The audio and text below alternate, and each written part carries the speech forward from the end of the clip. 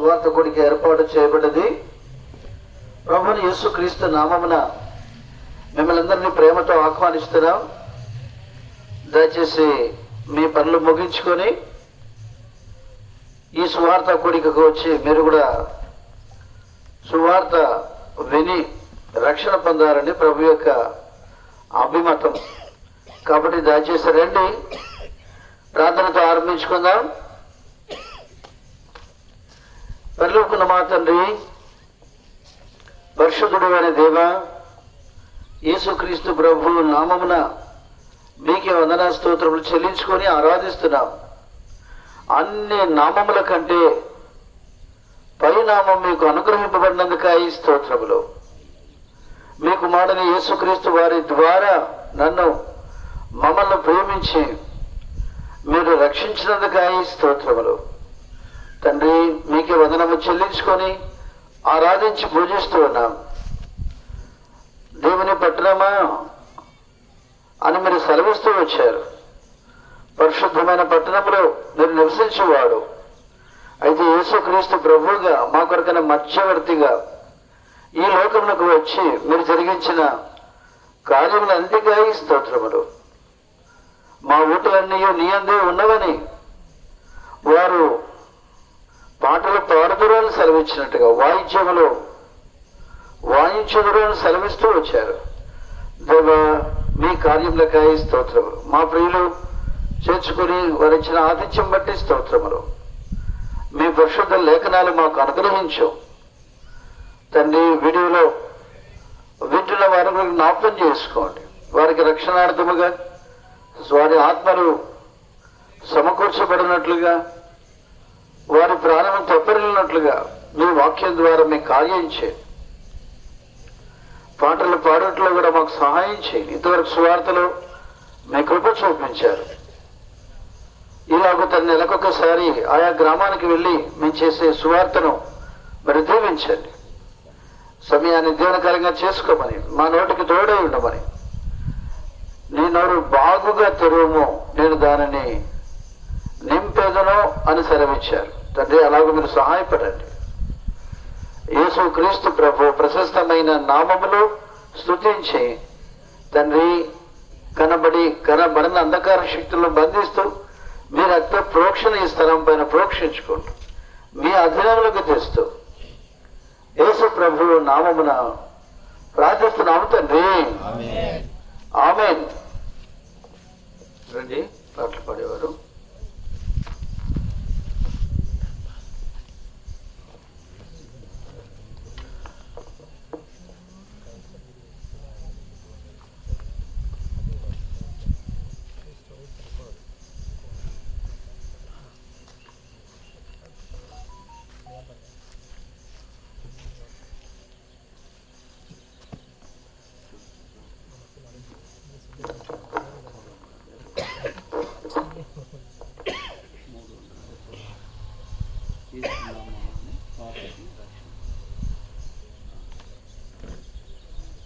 స్టీఫెను, నువ్వు కూర్చోయా. స్టీఫెన్ రా, నువ్వు డ్రెస్ వేసుకో. 370 అన్న పాడుతుంటాడు. 76 చూపు సట్టి చెప్పు. పాట సంఖ్య 376. మరొక పాటల పుస్తకంలో 373.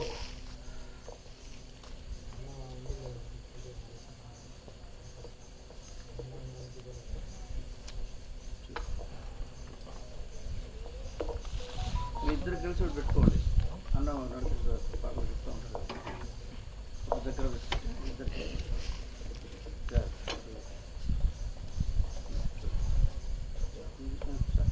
యేసు నామమునే పాపికి రక్షణ సర్వజగమునందు. ప్రభు యేసు నామమునే పాపికి రక్షణ సర్వజగమునందు. ఆకాశము క్రింద మానవులలో ఏ పేరున ముక్తి లేదు. ఆకాశము క్రింద మానవులలో ఏ పేరున ముక్తి లేదు. ప్రభు యేసు నామమునే పాపికి రక్షణ సర్వ జగమునందు. ప్రభు యేసు నామమునే పాపికి రక్షణ సర్వ జగమునందు. ఈ జగతికి తెంచి రాష్ట్రము కాచి బలిగనర్పించుకొనెన్. ఈ జగతికి తెంచి రాష్ట్రము కాచి బలిగనర్పించుకొనెన్. మనల రక్షింప సంతోషమివ్వా సిలువలో బలియాయన్. మనల రక్షింప సంతోషమివ్వా సిలువలో బలియాయన్. యేసు నామమునే పాపికి రక్షణ సర్వ జగమునందు. ప్రభు యేసు నామమునే పాపికి రక్షణ సర్వ జగమునందు. పాపము నుండి శాపము నుండి మనలను విడిపింప. పాపము నుండి శాపము నుండి మనలను విడిపింప. దేవాది దేవుడు మానవ రూపము దాసిలకు వచ్చెన్. దేవాది దేవుడు మానవ రూపము దాసిలకు వచ్చెన్. యేసు నామమునే పాపికి రక్షణ సర్వ జగమునందు. ప్రభు యేసు నామమునే పాపికి రక్షణ సర్వ జగమునందు. పాపుల కొరకై రక్తము కార్చి సిలువలో మరణించెన్. పాపుల కొరకై రక్తము కార్చి సిలువలో మరణించెన్. మరణము జయించి సమాధి గెలచి విజయుండాయెసే. మరణము జయించి సమాధి గెలచి విజయుండాయెసే. ప్రభు యేసు నామమునే పాపికి రక్షణ సర్వ జగమునందు. ప్రభు యేసు నామమునే పాపికి రక్షణ సర్వ జగమునందు. పాపము ఉండదు భయము ఉండదు యేసయ్య రాజ్యములో. పాపము ఉండదు భయము ఉండదు యేసయ్య రాజ్యములో. ఆ ప్రభువే మనతో నుండునుగా పరలోక రాజ్యములో. ఆ ప్రభువే మనతో నుండునుగా పరలోక రాజ్యములో. ప్రభు యేసు నామమునే పాపికి రక్షణ సర్వ జగమునందు. ప్రభు యేసు నామమునే పాపికి రక్షణ సర్వ జగమునందు. ఆకాశము క్రింద మానవులలో ఏ పేరున ముక్తి లేదు. ఆకాశము క్రింద క్రింద మానవులలో ఏ పేరున్న మూర్తి లేదు. ప్రభు యేసు నామమునే పాపికి రక్షణ సర్వజగమునందు. ప్రభు యేసు నామమునే పాపికి రక్షణ సర్వజగమునందు. పాట సంఖ్య 379.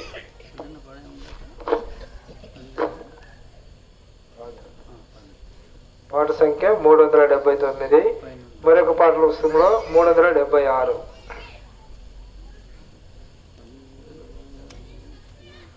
పైనున్న ఆకాశమందున క్రిందున్న భూలోకమందున, పైనున్న ఆకాశమందున క్రిందున్న భూలోకమందున లేదు రక్షణ ఏ నామమున, లేదు పాప విమోచన లేదు పాప విమోచన. పైనున్న ఆకాశమందున అన్ని నామములకు పైని కలదు ఉన్నతమగు యేసుని నామం. అన్ని నామములకు పైని కలదు ఉన్నతమగు యేసుని నామం. యేసు నామములో శక్తి కలదు, యేసు నామములో శక్తి కలదు. దోషులకు శాశ్వత ముక్తి కలదు, దోషులకు శాశ్వత ముక్తి కలదు. పైనున్న ఆకాశమందున క్రిందున్న భూలోకమందున లేదు రక్షణ ఏ నామమున, లేదు పాప విమోచన లేదు పాప విమోచన. పైనున్న ఆకాశమందున యేసు నామములో నిత్య జీవం, శాశ్వతానంద నిత్య శాంతి. యేసు నామములో నిత్య జీవం, శాశ్వతానంద నిత్య శాంతి. యేసు నామములో పాప శుద్ధి, యేసు నామములో పాప శుద్ధి. విశ్వసించిన సమృద్ధి, విశ్వసించిన సమృద్ధి. పైనున్న ఆకాశమందున క్రిందున్న భూలోకమందున లేదు రక్షణ ఏ నామమున, లేదు పాప విమోచన లేదు పాప విమోచన. పైనున్న ఆకాశమందున అల్లసి సొలసిన వారికి విశ్రం, జీవము లేని వారికి జీవం. అల్లసి సొలసిన వారికి విశ్రం, జీవము లేని వారికి జీవం. నాశనమునకు జోగేడి వారికి, నాశనమునకు జోగేడి వారికి యేసు నామమే రక్షణ మార్గం, యేసు నామమే వేదమే రక్షణ మార్గం పైనున్న ఆకాశమందునా క్రిందున్న భూలోకమందునా లేదు రక్షణ ఏ నామమునా లేదు పాప విమోచన లేదు పాప విమోచన పైనున్న ఆకాశమందునా యేసు నామము స్మరించగానే మనసు మారి నూతన మగును యేసు నామము స్మరించగానే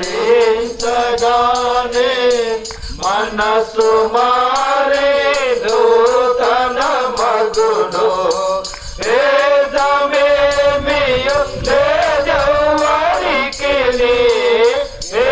వేదమేమియు లేదెవ్వరికి రాజుని స్మరించి తరింప రాజుని స్మరించి తరింప పైనున్న ఆకాశమందునా క్రిందున్న భూలోకమందునా లేదు రక్షణ ఏ నామమునా లేదు పాప విమోచన లేదు పాప విమోచన పైనున్న ఆకాశమందునా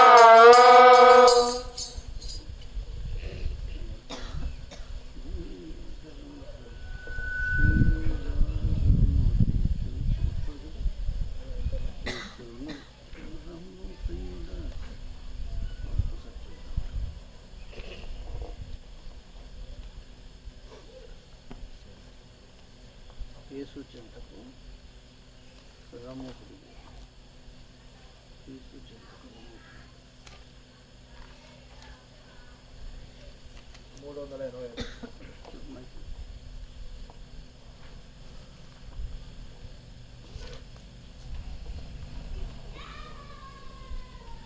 పాట సంఖ్య 381 మరొక పాటల పుస్తకంలో 378.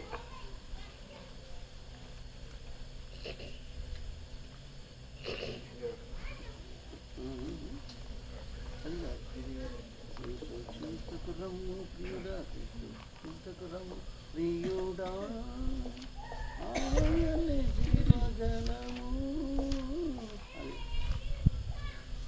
నిత్యమైన తృప్తినిచ్చు నీవు ఆ జలము త్రాగినా ఇంకెన్నాడు తప్పిదునవు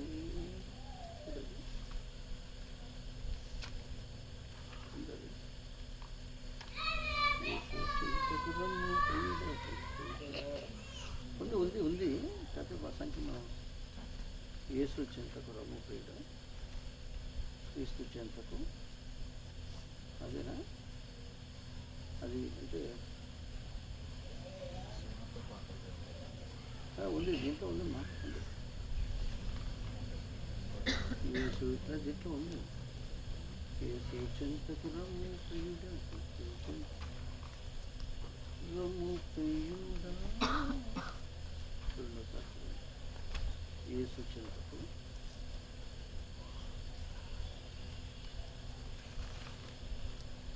లేదా యేసు చెంతకు ఉంది కానీ వేరే దేంట్లో ఉంటుంది అంటే వేరే ఏమంటారు 410 ఉంటుంది 400 చూడండి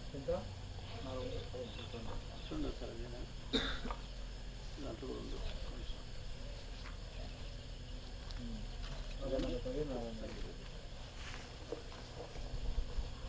పాట సంఖ్య 410 మరొక పాటల పుస్తకంలో 407. శివుని పాటల పుస్తకం నుండి పాట సంఖ్య 410 మరొక పాటల పుస్తకంలో 407. క్రీస్తు చెంతకు రమ్ము ప్రియుడా, యేసు చెంతకు రమ్ము ప్రియుడా, జీవ జలము త్రాగగే నీ దాహము తీర్చుకొనెన్, నీ దాహము తీర్చుకొనెన్.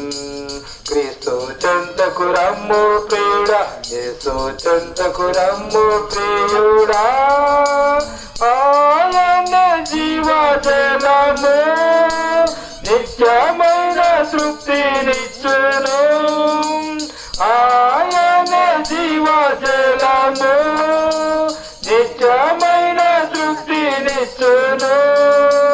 నీవు ఆ జలము త్రాగి ఇంకెప్పుడు దప్పిగొనవు, యుగ యుగముల వరకు. నీవు ఆ జలము త్రాగినా ఇంకెప్పుడు దప్పిగొనవు, యుగ యుగముల వరకు. క్రీస్తు చెంతకు రమ్ము ప్రియుడా, యేసు చెంతకు రమ్ము ప్రియుడా, ఆయన జీవాహారము నిత్యమైన తృప్తినిచ్చును, ఆయన జీవాహారము నిత్యమైన తృప్తినిచ్చును. జీవాహారం భుజించిన ఆకలి గొనవెప్పుడు యుగ యుగముల వరకు. జీవాహారం భుజించిన ఆకలి గొనవెల్లప్పుడు యుగ యుగముల వరకు. క్రీస్తు చెంతకు రమ్ము ప్రియుడా, యేసు చెంతకు రమ్ము ప్రియుడా, ఆయన జీవ మార్గము స్వర్గరాజ్యమును చేరను, ఆయన జీవ మార్గము స్వర్గరాజ్యము చేరను. ఆయన అంగీకరించిన తండ్రి యుద్ధకు చేరుదు, యుగములు రాజ్యమేలును. ఆయన అంగీకరించిన తండ్రి యుద్ధకు చేరేరావు, యుగములు రాజ్యమేలును. క్రీస్తు చెంతకు రమ్ము ప్రియుడా, యేసు చెంతకు రమ్ము ప్రియుడా, ఆయన ఏకైక ద్వారం స్వర్గరాజ్యము చేరను, ఆయన ఏకైక ద్వారం స్వర్గరాజ్యము చేరను. నీవందు ప్రవేశించిన చేరుదువు నిశ్చయముగా, నిత్య సుఖములందేదవు.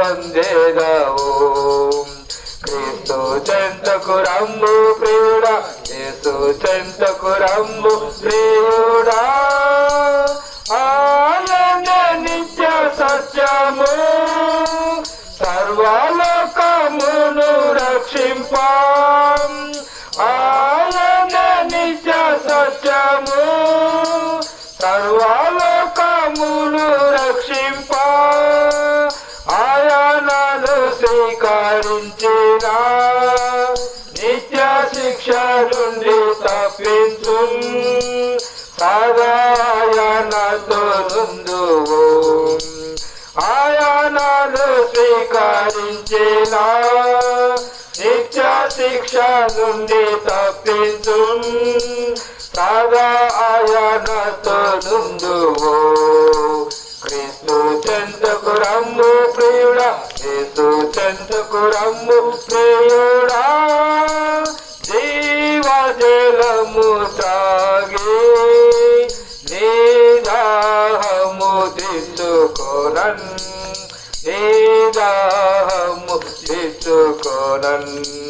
క్రీస్తు చెంతకు రమ్ము ప్రియుడా, యేసు చెంతకు రమ్ము ప్రియుడా.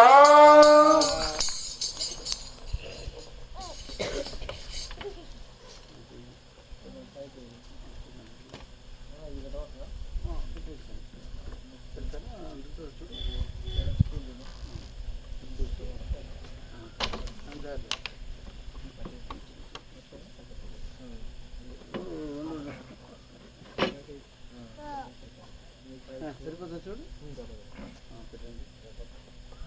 చెక్ చేయండి చూడండి. చూడు.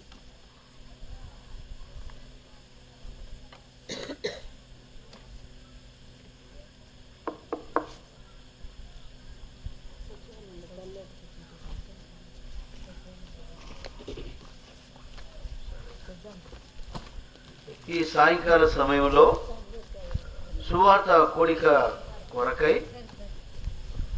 పరిశుద్ధ గ్రంథములో నుండి ఆది కాండము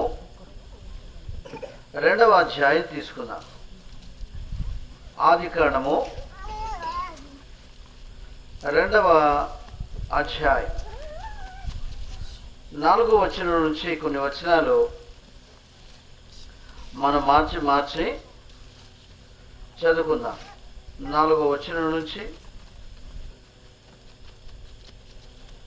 15వ వచనం వరకు చదువుకుందాం. 4వ వచనం నుంచి, నీ దేవుడైన యెహోవా భూమిని ఆకాశమును చేసిన దినమందు భూమి ఆకాశములు సృజించబడినప్పుడు వాటి ఉత్పత్తి క్రమము ఇదే. ఏ పొదయు భూమి మీద ఉండలేదు, పొలమందుల ఏ చెట్టును మొలవలేదు. ఏలైనగా దేవుడైన యెహోవా భూమి మీద వాన కురిపించలేదు, నేలను సేద్యపరచుటకు నరుడు లేడు. అయితే ఆవిరి భూమి నుండి లేచి నేల అంతటిని తడిపెను.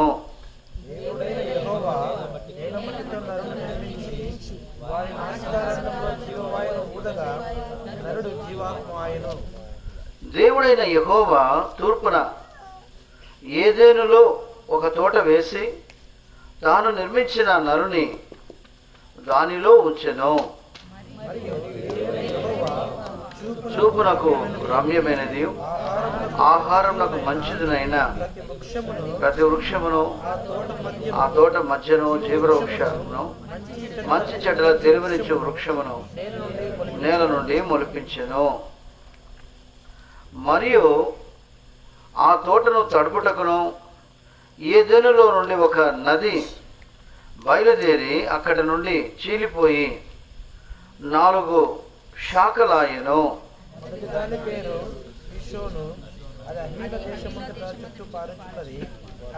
అక్కడ బంగారం ఉన్నది. ఆ దేశపు బంగారము శ్రేష్టమైనది. అక్కడ బోలమును గోమోదికమును దొరుకును.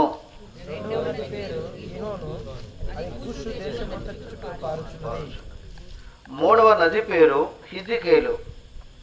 అది అష్షూరు తూర్పు వైపున పారుచున్నది.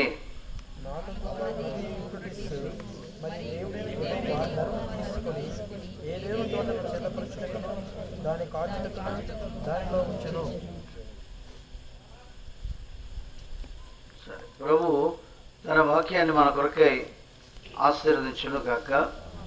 గత దినాలు మనం ఆదికాండములో సువార్త కూడికలో మనం ఉన్నాము. ఇక్కడే మనం ధ్యానిస్తా వచ్చాం. ఈరోజు మనము 10వ వచనము అందరం కలిసి చదువుకుందామా? 10వ వచనం మరొకసారి. మరియు ఆ తోటను తడుపుటకు ఏదెనులో నుండి ఒక నది బయలుదేరి అక్కడ నుండి చీలిపోయి 4 శాఖలాయెను. మొదటి దాని పేరు పిషోను. అది హవీలా దేశం అంతటి చుట్టూ పారుచున్నది. అక్కడ బంగారము ఉన్నది. ఇక్కడ దేవుడు చూడండి సమస్తాన్ని కలుగజేస్తూ ఏదైనా తోటలో మరి ఆదాము హవ్వలకు కావాల్సిన వాటన్నిటిని సిద్ధపరిచాడు. అయితే ఇక్కడ ఏదెనులో నుండి ఒక నది అని మనం చూస్తున్నాం. బయలుదేరి ఎక్కడి నుంచి బయలుదేరుతుంది? ఏదేను తోటలో నుండి ఒక నది బయలుదేరుతుంది. ప్రపంచంలో ఎన్నో నదులు ఉన్నాయి. అయితే ఈ ఏదేను తోటల నుంచి బయలుదేరుతున్న నది ప్రపంచాన్ని తడిపేదిగా ఉంది. ఆ తోటను మాత్రమే కాదు, ఇదే ఆశ్చర్యమైన సంఘటన, ఇదే ఆశ్చర్యమైనది. సర్వసాధారణంగా నీరు ఎక్కడ ఉంటుందో అక్కడ పంటలు ఉంటాయి, అక్కడ అనేకులు నివసించేవారిగా ఉంటారు. కాబట్టి నీరు ప్రాణాధారము అని చెప్పవచ్చు. నీరు లేకపోతే ఏ పట్టణాలు కూడా వర్ధిల్లలేవు, అసలు కట్టుకోరు కూడా. ఆ ప్రాంతంలో పట్టణాలు వర్ధిల్లవు. నీరు ఎంతో ప్రాముఖ్యం. అందుకే చెప్పాను ఆ మాట, ప్రాణాధారము. కాబట్టి ఈ యొక్క నదులు 4 ఉన్నాయి. ఒకటేమో పీషోను, రెండవది గీహోను, మూడవది హిద్కేలు, 4వది యూఫ్రటీస్. ఒక్కొక్క నదికి ఒక్కొక్క పేరు ఉన్నది. కానీ మొట్టమొదటి ఒక నది బయలుదేరింది, అది 4 శాఖలాయను అని రాయబడింది 10వ వచనంలో. ఏదేనులో నుండి ఒక నది బయలుదేరి అక్కడి నుండి చీలిపోయి 4 శాఖలాయను. కాబట్టి ఇక్కడ దేవుడు చూడండి ఎంత అద్భుతంగా ఒక నది నుండి అనేకమైన మరి ప్రాంతములకు 4 శాఖలుగా అది విస్తరించినట్లుగా దేవుడు చేస్తూ వచ్చాడు. కీర్తనలో 46వ కీర్తనలో మనం చూస్తూ వచ్చినప్పుడు రండి, 46వ కీర్తన 4వ వచనం చదువుతారా? ఒక నది కలదు, దాని కాలువలు దేవుని పట్టణమును సర్వోన్నతుని మందిరపు పరిశుద్ధ స్థలమును సంతోషపరచుచున్నవి. కాబట్టి ఇక్కడ చూడండి ఎంత చక్కగా రాయబడుతూ వచ్చింది. ఒక నది కలదు. ఆదికాండంలో మనం చూచాం. ఏమని? 10వ వచనం మళ్ళా చదవండి. మరియు ఆ తోటను తడుపుటకు ఏదేనులో నుండి ఒక నది బయలుదేరి. ఇక్కడ చూడండి మీరు, ఇక్కడ ఒక నది కలదు అని రాయబడింది, అక్కడ ఒక నది కలదు. అంటే కీర్తనకారుడు 46వ కీర్తనలో మరి ఆ నది గురించి చెబుతున్నాడా కదా? ఒకవేళ ఆ నది ఆదికాండంలో ఉండే నది గురించి చెప్తున్నాడా అంటే అవునని చెప్పాలి. కొన్ని విషయాలు మనకు మరి ధ్యానించినప్పుడు దేవుడు తన ఆత్మ ద్వారా నా 35-40 సంవత్సరాల్లో ఎప్పుడు నేను ఈ మాట అంటే నదిని గురించి ధ్యానించాను. కానీ ఆదికాండములో ఉన్న 2వ అధ్యాయంలో 10వ వచనంలో నది, ఈ నదికి సంబంధం ఉందన్న విషయాన్ని నాకు ఇప్పుడే అర్థమైంది. చాలా అద్భుతం నిజంగా. అంటే మనకు తెలియదు వాస్తవం కొన్ని విషయాలు. ఇప్పుడు మనం భూమి మీద ఉన్నాం కదా, భూమి క్రింద పాతాళం ఉంది. కొన్ని కిలోమీటర్ల క్రింద కొన్ని జలధారలు కూడా ప్రవహిస్తూ ఉంటాయి, అగ్ని పాతములు కూడా ఉంటాయి. నిజంగా అవన్నీ మనకు అర్థం కావు. పెద్ద ప్రవాహం కింద ప్రవహిస్తూనే ఉంటుందన్నమాట. ఎందుకు చెప్పండి? దేవుడు జలముల పైనే పునాది వేశాడు. భూమికి పునాదులు ఎక్కడ వేసాడు అంటే జలముల పైన. సరసరంగా ఒక వంతెన కడితే చాలా గొప్పగా ఈ దినాల్లో మరి చెప్పుకుంటారు, ఫలానా నది మీద వంతెన కట్టారని గవర్నమెంట్ వారు చెప్పుకుంటారు. కానీ దేవుడు ఈ జలములపైనే పునాది వేశాడంటే ఎంత అద్భుతం అండి! ఆయన ఎంత అద్భుతకరుడైతే అలాగ చేయగలడు. ఎందుకంటే జలములమైన పునాది వేయడం అంటే కష్టం కదా. ఇంకో మాట చెప్పనివ్వండి, చూడండి, 3 అంతలు నీరు, 1 అంత మాత్రమే భూమి. అది ఎంత అద్భుతమైన సంగతి! అందుకే ఈ ప్రపంచాన్ని జలములు ఎప్పుడైనా ముంచి వేయవచ్చు. అందుకే గ్లోబల్ వార్మింగ్ అంటారు. ఈ దినాల్లో మరి శాస్త్రవేత్తలు గొప్పగా చెబుతున్నారు, ఎప్పుడైనా ఈ లోకము ఈ పట్టణాలు ఈ దేశాలు అన్నీ మునిగిపోవచ్చు. ఎందుకు? ఎన్నంతలు ఉన్నాయి నీళ్లు? 3 అంతలు. ఎన్నంతలు భూమి? 1 అంతు మాత్రమే. అందుకే మీకు తెలుసా, సముద్రం అందుకే ఇప్పుడు మరి పట్టణాల మీదకి గ్రామాల మీదకి ఆ సరిహద్దుల్లో ఆ సముద్రంలో దగ్గరగా ఉన్న గ్రామాలను అది కలిపేసుకుంటూ ఉంది. ప్రపంచంలో హిమాలయ పర్వతాలు చాలా ఎత్తైనవి. ఆ పర్వతాలన్నీ మంచు గడ్డలతో కట్టిపోయి ఉన్నాయి. ఒకవేళ అవి కరగడం ఆరంభించాయి. కొన్ని వందల సంవత్సరాల క్రితమే ఆరంభిస్తూ వచ్చాయి.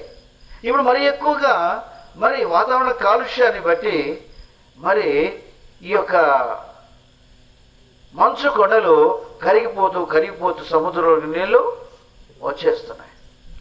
ఎప్పుడు ఏం జరుగుతుందో తెలియదు. అందుకే ఈనాడు చూడండి, దేవుడు మన జీవితాల్లో ఒక నది కలదు. ఈ నది ప్రమాదం తీసుకొచ్చేది కాదు, ముంచివేసేది కాదు. ఆ నది దప్పిక తీర్చున్నది.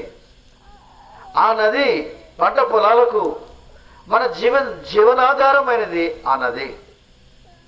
అందుకే ఒక నది కలదు.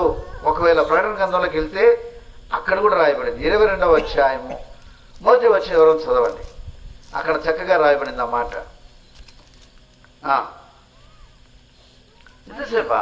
మరియు ఆ, స్ఫటికము వలె మెరుగునట్టి ఆ. జీవజలముల నది దేవుని యొక్కయు చూడండి, స్ఫటికము వలె మెరియునట్టి జీవజలముల నది జీవ జలముల నది దేవుని యొక్కయు గొర్రెపిల్ల యొక్కయు సింహాసనము యొద్ద నుండి సింహాసనము యొద్ద నుండి ఆ పట్టణపు రాజు వీధి మధ్యను ప్రవహించుట ఆ దూత నాకు చూపెను. చూసారా? ప్రవహించుట అన్న చోట ఒకటిని వేసి పుట్నూరులో రాయబడింది. ఏమని? బాయిలో వెడలుట. చూసారా? కాబట్టి ఏదైనా తోటలో ఉన్న ఆ నది, ఇక్కడ 46వ కీర్తనలో ఉన్న ఈ నది, ప్రకటన 22లో ఉన్న ఆ జీవజల నది ఏంటి? కొన్ని విషయాలు మనకు అర్థం కావు. నిజమే, ఏదైనా తోటలో ఉన్న నది అది మరి తోటనంతటిని తడపడానికే ఉద్దేశం. కానీ 46వ కీర్తనలో ఉన్న ఆ నది అనేక ప్రాంతాలను మరి తడపడానికి. అందుకే 4 శాఖలను చూచాం. కాబట్టి ఒక శాఖల గురించి చూద్దామా? ఎప్పుడైతే ఆ నది చూడండి ప్రవహించడము బయలు వెళ్ళడం ఆరంభించిందో 4 శాఖలు అయ్యాయి కదా. ఈ 4 శాఖల్లో ఒక శాఖల గురించి ఈరోజు చూద్దాం. ఈ యొక్క 4 శాఖల్లో మొట్టమొదటిగా వాస్తవంగా పీషోను అంటే సమృద్ధిగా పారున్నది అని అర్థం. రెండవదిగా గీషోను అంటే ఊటలు ఉబ్బుకుట అని అర్థం. హిదికేలు అంటే ఇది టైగ్రిస్ నది, ప్రస్తుతం ఉన్న టైగ్రిస్ నది. తర్వాత యూఫ్రటీస్ నది అంటే ఫలవంతమైనది. కానీ ఒకటి మాత్రం చూద్దాం ఈరోజు. గీహోను అంటే అర్థం ఏంటి? ఊట ఉబ్బకుట. ఇప్పుడు యోహాను సువార్త 4వ అధ్యాయానికి మనం వెళ్తే అక్కడ ప్రభువైన యేసుక్రీస్తు వారు చెప్పారు, నేనిచ్చు నీళ్లు త్రాగువాడు ఎప్పుడును దప్పికొనడు, నేను వానికిచ్చడి నీళ్లు వానిలో ఊరిడి నీటి బుగ్గగా ఉండనన్నాడు. ఈనాడు లోకంలో మనుషుడు ఎంతో దప్పి చేత ఎంతో ఆరాటపడుతున్నాడు. ప్రతి నిత్యం నీళ్లు తెచ్చుకోవాల్సిందే. ఇంకో ఆశ్చర్య విషయం ఏంటంటే గవర్నమెంట్ వాళ్ళే ఈ దినాల్లో ఉచితంగా గ్రామాల్లో మంచి నీళ్లు కావాలి, నీళ్ళ ద్వారా ఆరోగ్యం అని చెప్పి అక్కడక్కడ వాటర్ ప్లాంట్లు కూడా పెట్టారు. నామమాత్రంగా ఫీజు 1 రూపాయలతో తీసుకుంటున్నారు. కొన్ని చోట్ల ఉచితంగా కూడా ఇస్తున్నారు. అంటే నీరు ఎంత ప్రాముఖ్యమైనదో చూడండి. అలాగే ప్రభువైన యేసుక్రీస్తు వారు కూడా మరి మన జీవితాల్లో చూడండి, అవసరమైన వాడు. ఆయన లేకపోతే మనం బ్రతకలేం. ఏ దేశంలో ఉన్నవారైనా నీరు అన్నది చాలా ప్రాముఖ్యమైనది. అందుకే యేసుప్రభువు వారు అన్నారు, నేనిచ్చు నీళ్లు త్రాగువాడు ఎప్పుడునో. అందుకే ఆ సమరయ స్త్రీ అనే ఆ వ్యక్తి మధ్యాహ్నమున మరి ఆ బావి కూడా పేరుంది, యాకోబు బావి. ఏం బావి అంట? యాకోబు బావి. 12 గంటలకు వచ్చింది. మధ్యాహ్నం పూట ఎవ్వరు లేని సమయంలో వచ్చి ఆ బావిలో నీళ్లు తీసుకుని పోదామని కుండ తెచ్చుకుంది. పాతకాలంలో ప్లాస్టిక్ బిందెలు, స్టీల్ బిందెలు, కంచు బిందెలు లేవు కదా. అందుకే కుండ తీసుకొని వచ్చింది. వచ్చి వాటిని తీసుకుని వెళ్దాం అనుకున్నారు. అప్పటికీ ఆయన వేచి ఉన్నాడు అక్కడ. ఎవరి కోసం? ఆ సమరయ స్త్రీ కోసమే వేచి ఉన్నాడు. ఆయన ఎంత అద్భుతంగా చూడండి.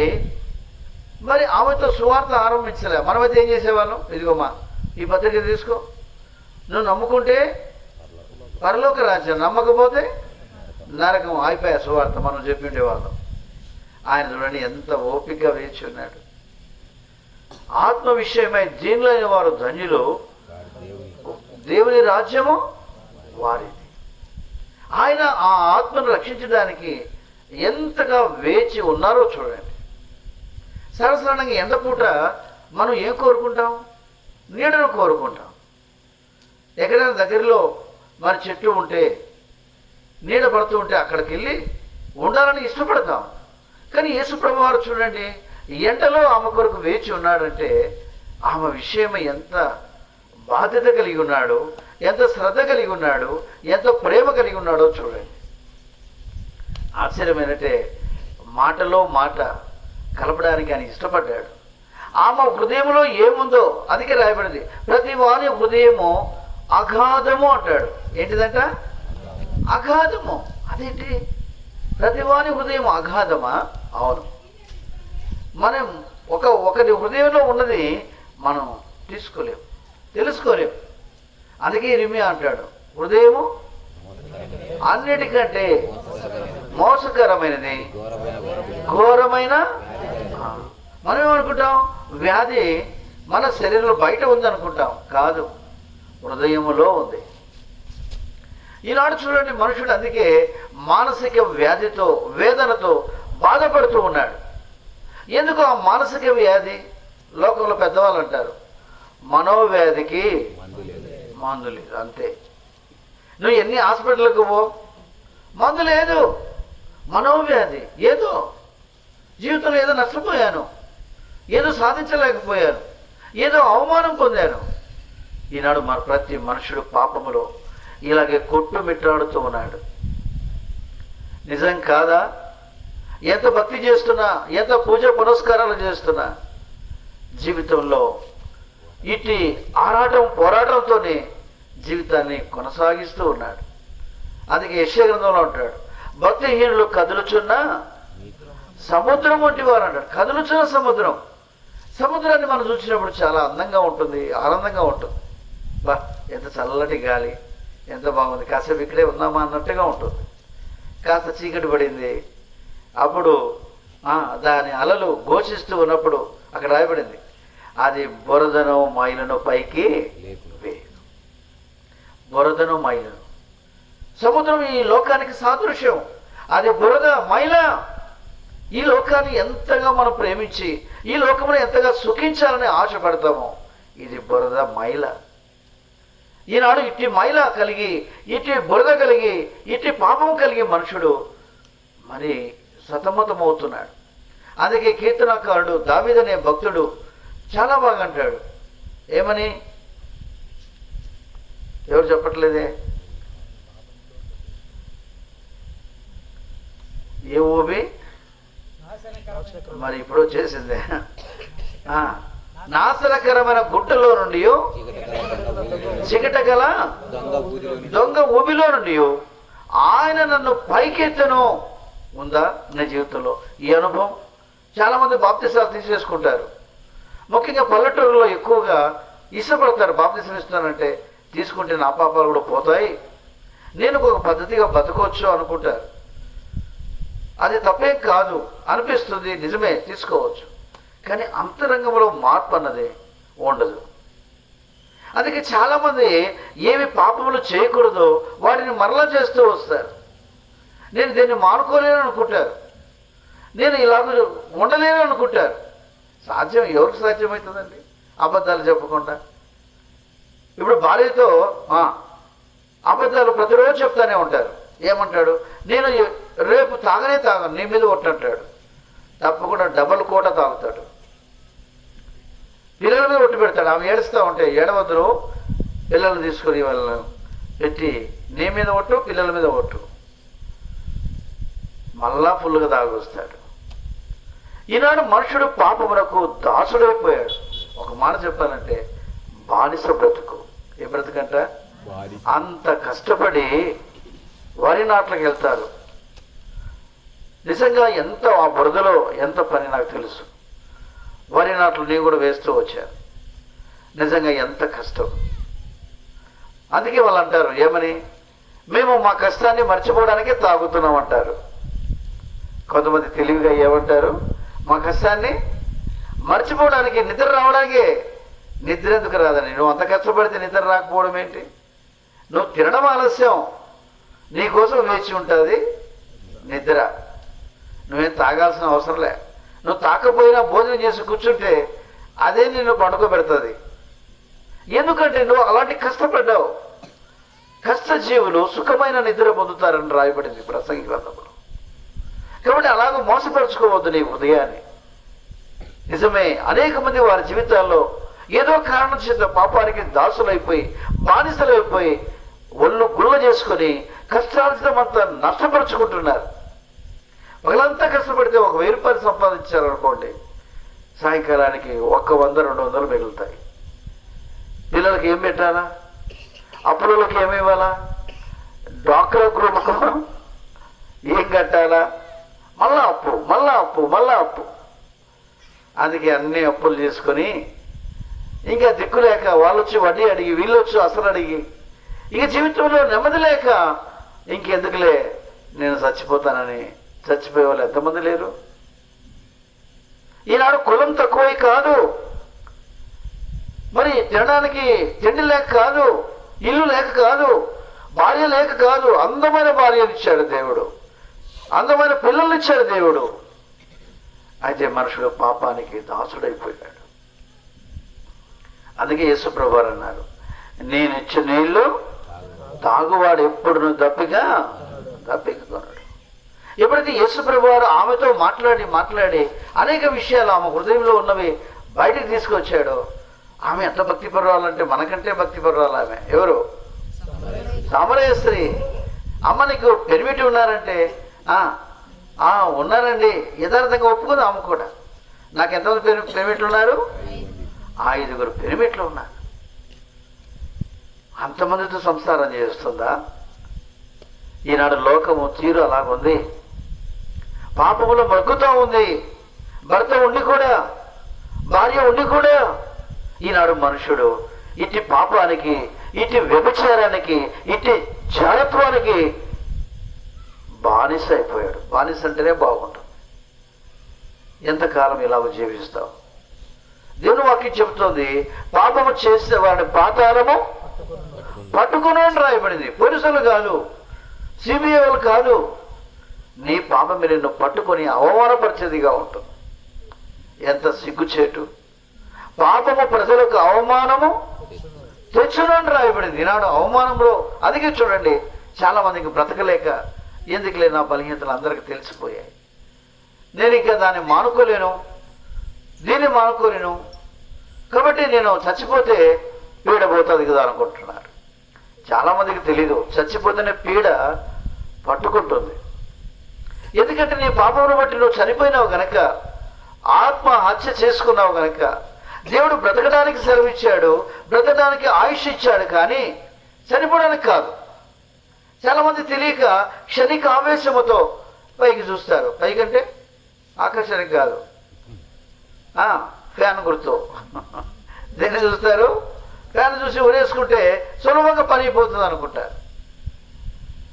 అయ్యో సహోదరి సహోదరుడా, నీ భర్త తాగుతున్నాడు, నీ భర్త వ్యభిచారంలో ఉన్నాడు, లేక నీ పరిస్థితి బాగలేదనుకుని చచ్చిపోతే మేలు అనుకుంటున్నావా? వద్దు. దేవుడు నీ జీవితంలో నేను చచ్చిపోవడానికి కాదు బ్రతికించింది, నీకు జీవమునిచ్చింది, ప్రాణం ఇచ్చింది అందుకొరకు కాదు, నీ ఆత్మను రక్షించడానికి. కీర్తన 12:5 రాయబడింది. చదవండి. బాధపడు వారి బలత్కారం బట్టి, చదవండి 12:5. బాధపడు వారికి చేయబడిన బలత్కారమును బట్టి, దరిద్రుల నిట్టూర్పులను బట్టి. నేను ఇప్పుడే లేచెదను. ఆ మాట చూడండి. ఏంటట? నేను ఇప్పుడే లేచెదను. రక్షణను కోరుకుని వారికి నేను రక్షణ కలుగజేసేదనని. అదిగో సహోదరి సహోదరుడా, నువ్వు రక్షణ కోరుకుంటావా? ఆయన నీకు రక్షణ కలుగజేస్తాడు. లోకంలో ఎంతో మంది ఉన్నారు, ఎవరు ఈ రక్షణ, నీ ఆత్మ రక్షణ ఎవరు ఇవ్వలేరు. ఎందుకంటే ఆయన ఆత్మ దేవుడు కనుక, నీకు ప్రాణమును ఆత్మమును ఇచ్చినవాడు కనుక ఆయన ఒక్కడే నీ ఆత్మను రక్షించగలవాడు. లోకములో మనుషుడు ఎంత మోసములో ఉన్నాడు, ఎంతో భక్తి చేస్తున్నాడు, దేవుని కొరకని ఎన్నో చేస్తున్నాడు, లక్షలు ఖర్చు పెట్టుకుంటున్నాడు, ఫలితం శూన్యం. పెద్దవాళ్ళు అంటారు, ఎలక తోడు తెచ్చి ఏడాది ఉతికిన నలుపే అంటాడు. నీ జీవితంలో నీలో ఉన్న పాపం అనే నలుపు తీసివేయబడదు, సాధ్యం కాదు. ఇర్మియా గ్రంథంలో రాయబడింది, చిరుతపులి తన మచ్చలను మార్చుకొనగలదా అంటాడు. నీ జీవితంలో పాపం నువ్వు తీసివేసుకోలేవు. ఒకవేళ కొంతమంది అనుకుంటారు, ఆ బట్టలు ఈ బట్టలు మార్చుకుంటే 40 రోజులు భక్తి కలిగి ఉంటే పాపం పోతుంది, అలవాట్లు మార్చుకోవచ్చు అనుకుంటారు. తెల్లవారుజాము 4 గంటలకే లేస్తారు, బట్టలు మార్చుకుంటారు, భక్తి చేస్తారు. అయితే ఆ 40 రోజులు అయిపోగానే డబల్ కోట అంటే 2 అంతలు తాగుతారు. అలాగుందండి బ్రతుకు. అందుకే చూడండి, ఒక నది కలదు. రాయట గ్రంథంలో మనం 22వ అధ్యాయాలు చూస్తూ వచ్చినప్పుడు అది జీవ జలముల నది. ఆయన ప్రభుని యేసుక్రీస్తు వారు. అందుకే ఆయన అన్నాడు, నేనిచ్చు నీళ్లు త్రాగువాడు ఎప్పుడునూ దప్పికొనడు. నీకు దప్పికంటే ఉండదు. అదేంటన్నా ఇంక నీళ్ళు తాగాల్సిన అవసరం లేదా అనుకోవాకండి. ఆ నీళ్ళు గురించి కాదు, జీవ జలమును గురించి. ఈ రాత్రి నీ జీవితంలో తృప్తి లేని బ్రతుకుతున్నావా? ఎంత తిన్నా ఎంత తాగినా, ఒకవేళ చూడండి, మంచి బిర్యానీ తిన్నాం, లేక బాగా తాగాం, నేను కూడా కలబోసుకొని తాగేవాడిని. ఏదో ఒకటి తాగితే సరిపోదు అనుకునేవాడిని. ఒక్కొక్కసారి 4, 1 కాదు, అంత కలబోసుకొని తాగేవాడిని. వెర్రి వేతలు వేసేవాడిని. నిజంగా జీవితంలో నెమ్మది లేకుండా జీవించాను. అలాంటి నాకు ఆ యేసు ప్రభు వారి మాటలే నా హృదయంలో గొప్ప కార్యం చేశాడు. నీ జీవితంలో కూడా పాపములో జీవిస్తున్న నీవు, తృప్తి లేకుండా జీవిస్తున్న నీవు ఆయన మాట వింటే నీ జీవితంలో నీ దప్పిక తీర్చబడుతుంది. పాపంపై నువ్వు విజయం పొందగలవు. అందుకే ఆయనే చెప్పాడు కదా, యోహాను సువార్త 4వ అధ్యాయంలో, నేనిచ్చిన నీళ్ళు చదవండి. యోహాను సువార్త 4వ అధ్యాయం, అక్కడ చాలా బాగా అంటాడు యేసు ప్రభు వారు, నేనిచ్చు నీళ్లు త్రాగువాడు ఎప్పుడునూ దప్పికొనడు. చూడండి, నేను వానికిచ్చిన నీళ్లు నిత్య జీవమునకై వానిలో ఊరడి నీటి. అది ఇప్పుడు చూడండి, మనలను తృప్తిపరచడం మాత్రమే కాదు, మనల్ని పాపము నుంచి వేరు చేయడం మాత్రమే కాదు. అందుకే ఆయన చెప్పాడు ఏమని, ఆయన నన్ను పైకెత్తను, నాశనకరమైన గుట్టలో నుండి జిగటగల. ఒక మాట ఎందుకో గుర్తొస్తుంది, మగనాలు అంటాడు సామెతల్లో. మగనాలు అంటే ఎవరు?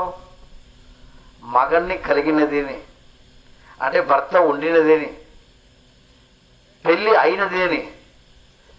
ఆ మంట వేటాడే వేట చాలా భయంకరం ఉందండి.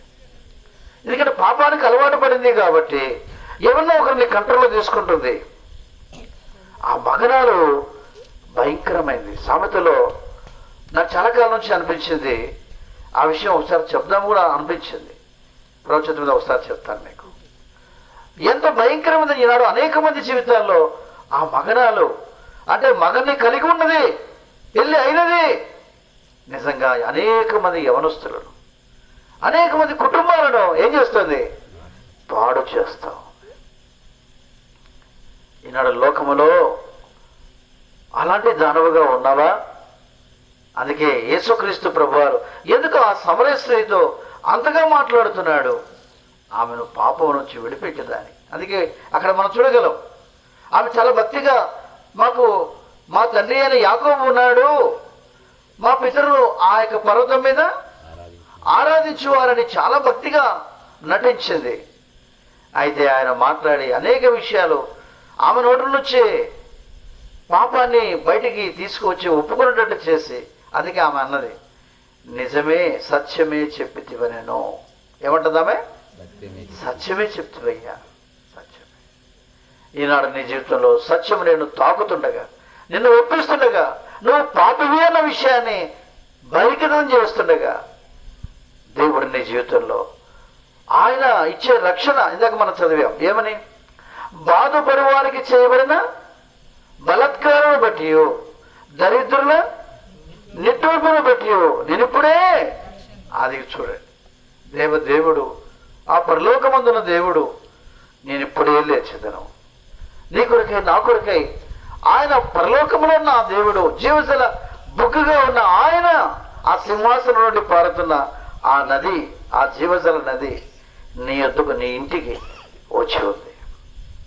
నిన్ను తడపడానికి, నీ దాహం తీర్చడానికి, నీ బ్రతుకును మార్చడానికి వచ్చింది.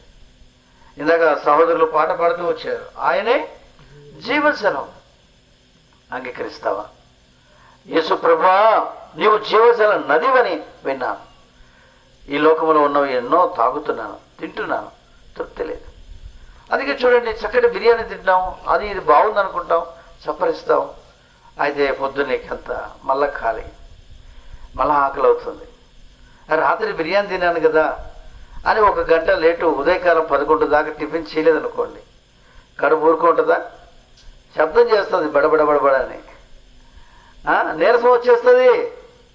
అవును, ఈనాడు మనుషుడు అట్టి దుస్థితిలో ఉన్నాడు.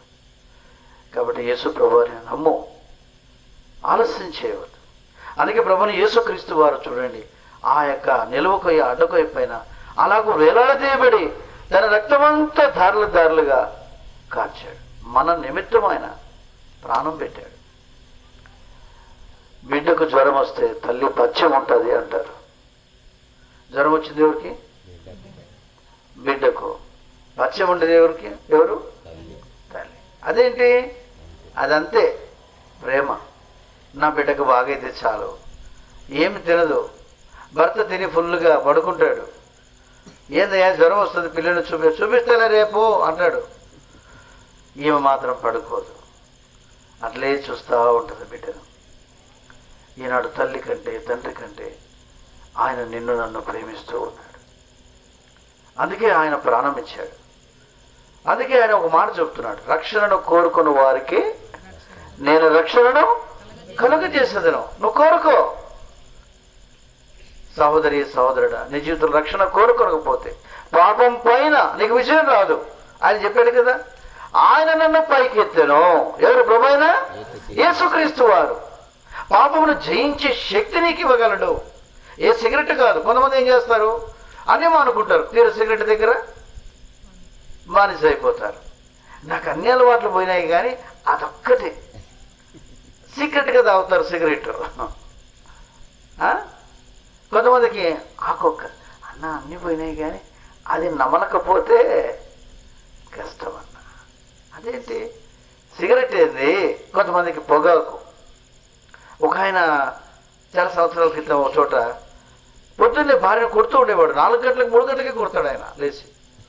ఏంటమ్మా ఏంటి సంగతి అని వింటేగిన ఆయన అంటాడు, ఎందుకు పొగాకు చుట్ట తెచ్చిపెట్టలేదు నాకు నువ్వు అంటే. అది నమిలితే కానీ ఆయనకి నిద్ర రాదు, అది నమిలితేనే కానీ ఆయన సంతోషంగా ఉండలేడు. ఇంకా అందుకని 2 రోజులు ముందుగానే ఆ పొగాకు చుట్టలు అయిపోతున్నాయా లేదని చూసుకొని ఈమె బాధ్యత ఆయనకు పొగాకు చుట్టలు తెచ్చిపెట్టాలా. చూసారా? ఈనాడు మనుషుడు ఎంతో బానిస అయిపోయాడు చూడండి. అందుకే నీ పాపపు బ్రతుకు ఆయన మార్చివేస్తాడు. రెండవ విషయంకి వస్తే నేనిచ్చు నీళ్లు త్రాగువాడెప్పుడును దప్పికోడు అంటున్నాడు. నేను వానికై ఇచ్చడి నీళ్లు వానిలో ఊరిడి నీటి బుగ్గగా ఉండును. అది ప్రాముఖ్యం. అందుకే ఒక నది కలదు. ఆ నదిలో వచ్చే 4 శాఖలు ఏమన్నాయి? బయలుదేరాయి. నీ జీవితంలో రక్షింపబడిన నీ జీవితంలో నువ్వు అలాంటి ఆ నది నుండి వచ్చే ఊటగా అనేక మందిని తడపడానికి, అనేక మంది దప్పిక తీర్చడానికి దేవుని కొరకే సిద్ధంగా ఉన్నావా? ప్రభువా, నన్ను వాడుకో, నన్ను రక్షించావు. నిజమే, ఎప్పుడో పాతాళానికి వెళ్ళవలసిన వాడను. నా జీవితంలో వెరితావులో ఉన్నాను. నా జీవితంలో నెమ్మది లేనివాడిగా ఉంటూ వచ్చాను. ప్రభువా, నీ దయను బట్టి నన్ను ప్రేమించావు. నాలాంటి యవనస్తులు ఎంతోమంది ఉన్నారు. నాలాంటి స్త్రీలు ఎంతోమంది ఉన్నారు. నాలాంటి వారు ఎంతోమంది.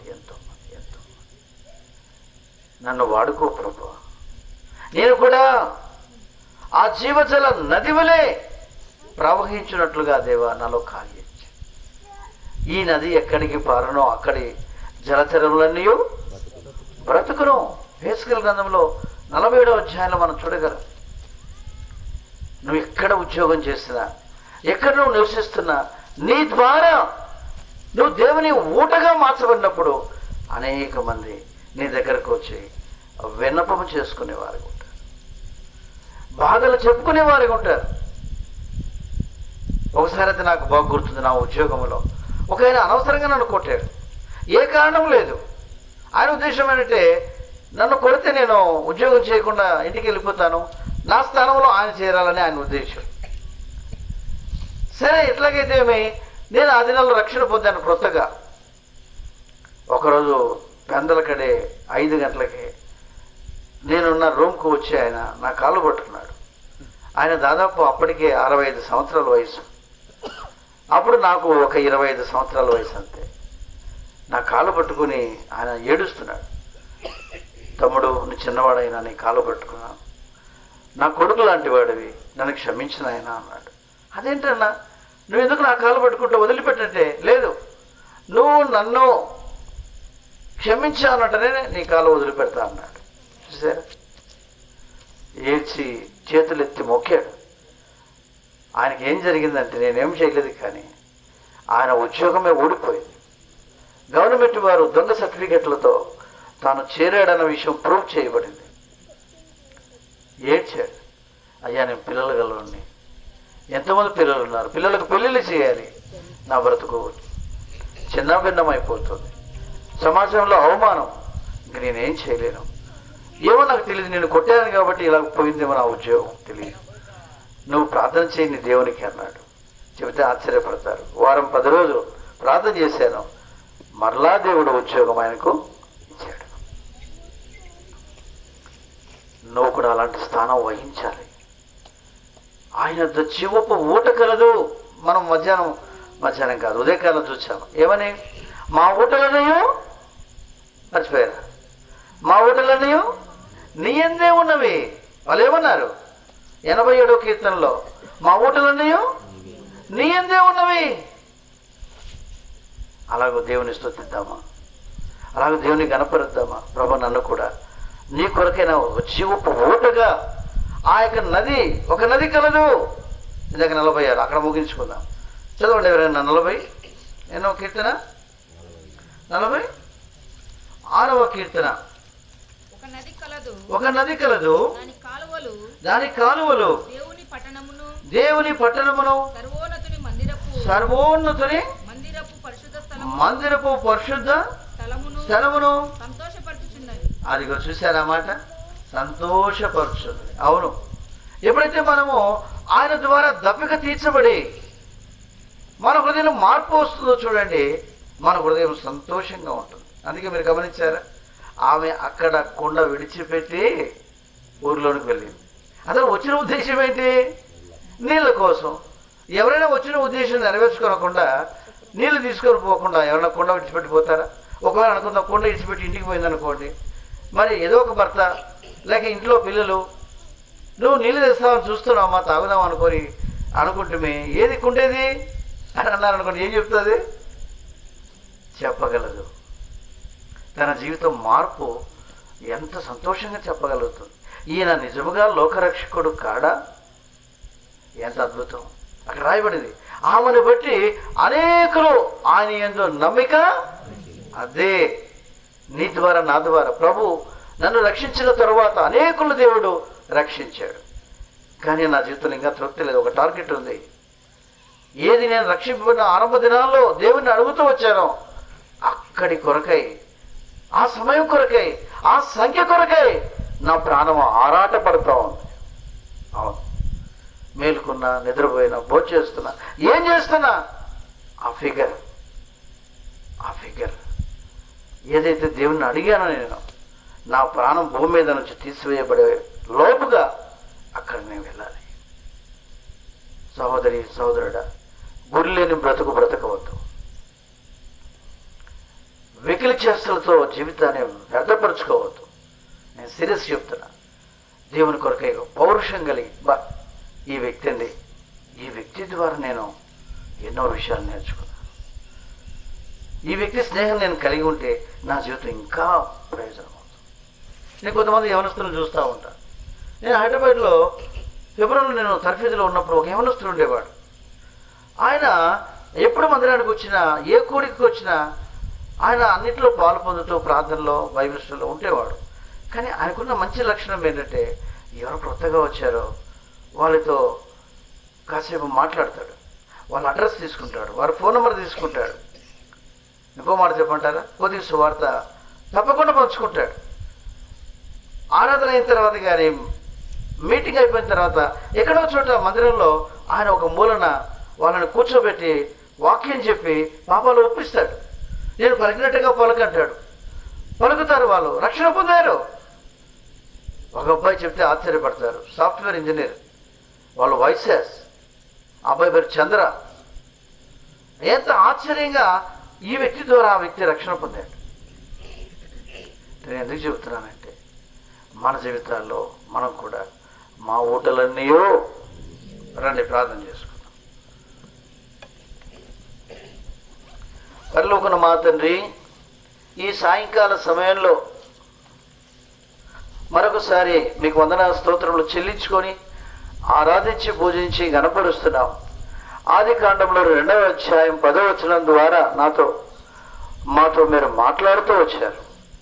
ఈ కుటుంబాన్ని కూడా మీ రక్షణ అనుభవంలోకి తీసుకురండి. కొద్ది మాటలే చెప్పాం. ఏ మాటలు వారి హృదయాల్లో తాకబడ్డాయో దేవా, వారి పాపం నుంచి విడుదల పొంది దేవా, బురద మైల వారు తీసివేసుకోవడానికి, మీ రక్తమునందు విశ్వాసం వచ్చడానికి ఈ కుటుంబంలో మీ కార్యం చేయండి. వారి అక్కర్లు ఏంటో మీరు ఎరిగిన దేవుడు. అలాగే తను ఎంతోమంది మైక్లో విన్నారు, వారి హృదయాల్లో కూడా మీ కార్యం చేయండి.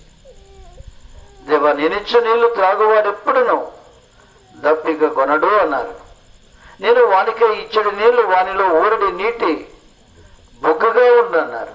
తండ్రి, నన్ను మమ్మల్ని కూడా అట్టి అనుభవంలోకి తీసుకురండి. ఎన్నోసార్లు రక్షింపబడ్డాము కదా, ఏదో చక్కటి ఉద్యోగం ఉంది, ఇల్లు కట్టుకున్నాము, పెళ్లి చేసుకున్నాము, పిల్లలు అయ్యారు, మనవళ్ళు అయ్యారు అనుకో మేము ఎంతో నిర్లక్ష్యంగా ఉన్నాము. ఆమె అయితే ఆ కొండ విడిచిపెట్టి ఊరిలోనికి వెళ్ళింది.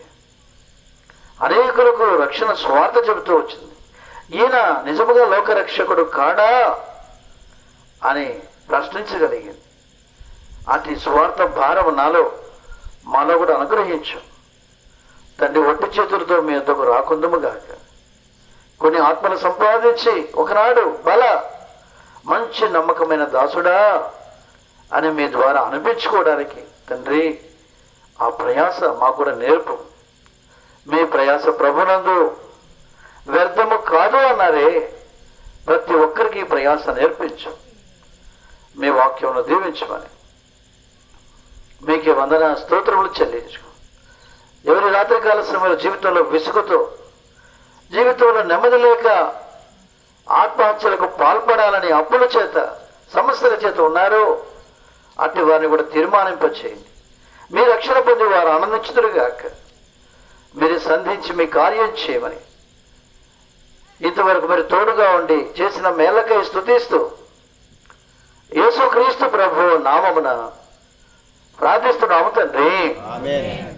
ఆమేన్. మన తండ్రి అయిన దేవుని ప్రేమ, పరిశుద్ధాత్మనిక అన్యోన్య సహవాసము, మన ప్రభువైన యేసుక్రీస్తు కూడా చేరి వచ్చిన వారందరికీ సకల పరిశుద్ధులకును ప్రత్యేకించి ఈ ఇంటి వారికి సదాకాలం తోడైండును గాక. ఆమేన్. నీ జీవితములో గమ్యంబు ఏదో ఒకసారి యోచించవా. ఈనాడి నీవు ప్రభు యేసు కొరకు నీ హృదయమర్పింపవా. ఈనాడి నీవు ప్రభు యేసు కొరకు నీ హృదయమర్పింపవా. Praise lord. మా అడ్రస్ గమనించండి. మీ అందరికి పరిచయమే ఉండవచ్చు. ధర్మంలో పెట్రోల్ బంకు ఎదుట